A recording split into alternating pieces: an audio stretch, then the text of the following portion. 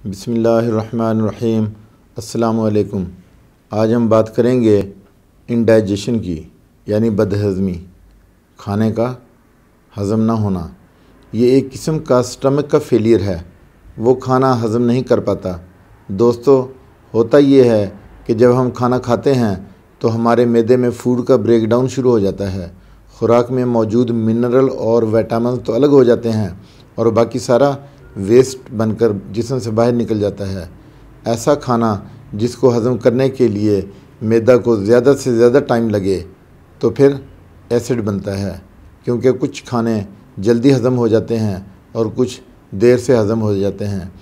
ज़्यादा एसिड की वजह से खाना खुराक वाली नाली में आता है तो खट्टी डकारें आती हैं और मरीज़ डिस्कम्फर्ट महसूस करता है। इसकी काज़ेज़ क्या हैं? लगातार बदहज़मी रहने की वजह से मैदा का अल्सर भी हो सकता है। अंग्रेज़ी दवाइयों से मैदा में सूजन आ जाती है। जंक फूड के इस्तेमाल से भी मैदा डिस्टर्ब होता है।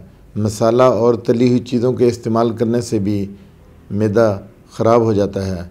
चाय, सिगरेट और इस तरह से चिकनाई वाली चीज़ें खाने से भी मैदा ख़राब होता है। अब हम इसके सिम्टम जानते हैं कि आखिर इसके सिम्टम क्या हैं।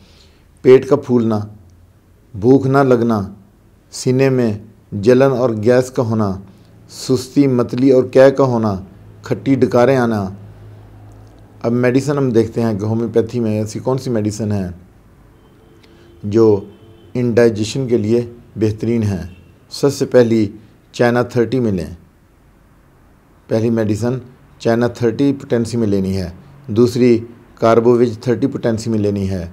तीसरी लाइकोपोडियम 30 पोटेंसी में लेनी है और उसके बाद नक्स वोमिका 30 पोटेंसी में लेनी है।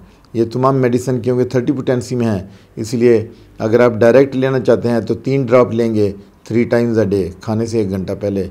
और एक और मेडिसिन है जो पल्सटेला है, 30 पोटेंसी में लेनी है। उसके बाद बायो कम्बिनेशन नंबर 25 लेना है। इसके साथ ही आपसे इजाज़त चाहता हूँ। अपना ख्याल रखिएगा। अल्लाह हाफ़िज़।